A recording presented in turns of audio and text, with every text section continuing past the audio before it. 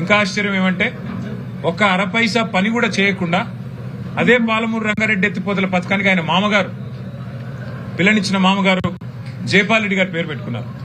సరే, ఇక జైపాల్ రెడ్డి గారు జిల్లాకి ఏం చేశారు, కల్వకుర్తికి ఏం చేశారు, ఇక్కడ ఇరిగేషన్ వ్యవస్థకి ఏం చేశారు, ఇవన్నీ జిల్లా వాళ్ళని అడిగితే తెలుస్తుంది. పోనీ తెలంగాణ వాదనలో, తెలంగాణ పోరాటంలో ఆయన ఎక్కడున్నారు, ఇవన్నీ నేను చెప్పను కానీ జిల్లాలో అందరికి కూడా విదితమే. ఆ విషయం నేను చెప్పను.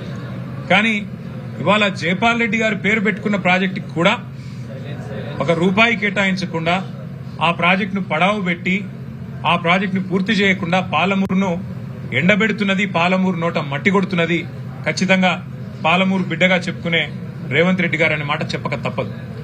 సరే, కాళేశ్వరం విషయంలో కేసీఆర్ గారిని బద్నాం చేయడానికి అక్కడ మేడిగడ్డలో 85 పిల్లర్లో 2 పిల్లర్లకి సమస్య వస్తే అది మొత్తం అంతర్జాతీయ సమస్యగా చిత్రీకరించి ఏదో రాజకీయ లబ్ధి పొందేదానికి లక్ష కోట్లు అని మాట్లాడతారు.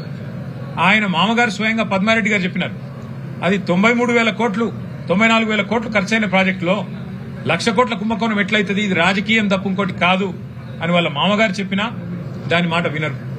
94,000 కోట్ల రూపాయలు ఖర్చైన ప్రాజెక్టులో 2 పిల్లర్లు దెబ్బతింటే 200-250 రూపాయల ఏజెన్సీయే ఖర్చు పెట్టి రిపేర్ చేసే అవకాశం ఉండగా కూడా ప్రజల మీద ఒక్క పైసా భారం పడకుండా చేసే అవకాశం ఉండగా దాన్ని ముందుకు పోనీయరు. సరే, అక్కడంటే ఏదో జరిగింది, ఏదో మీరు 20 నెలలు మీ పైశాచిక ఆనందం కోసం రైతులను ఇబ్బంది పెడుతున్నారు, కేసీఆర్ గారిని ఇబ్బంది పెట్టడం ద్వారా కేసీఆర్ గారి మీద కేసు పెట్టాలనుకోవడం ద్వారా అక్కడ ఒక రాజకీయ కుయుక్తితో ప్రయత్నం చేసినారు అనుకోవచ్చు. మరి పాలమూరు రంగారెడ్డి ఎత్తిపోతల పథకానికి ఏమైంది? ఇక్కడ మీకు ఏ ఆటంకం లేదు కదా, ఇక్కడ 90% పనులు అయిపోయినాయి కదా, కేవలం 10% పనులు చేయడానికి మీకు మనసెందుకు రావట్లేదు? 22 నెలలు సరిపోలేదా?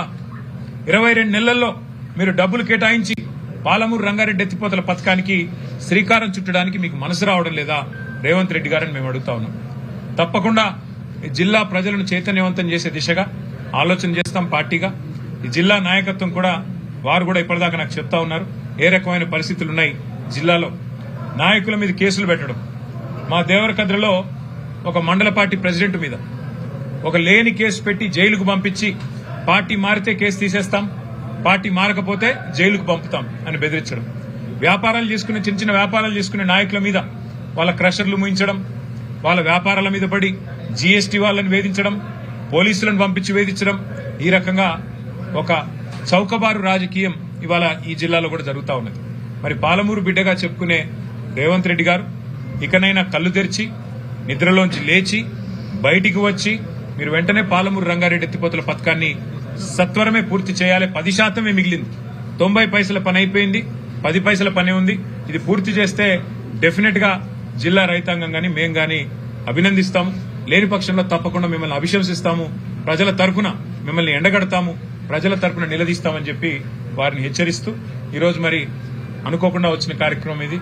అయినప్పటికీ పాత్రికేయ మిత్రులందరూ వచ్చినందుకు మీ అందరి సౌహృదయానికి కూడా హృదయపూర్వకంగా ధన్యవాదాలు.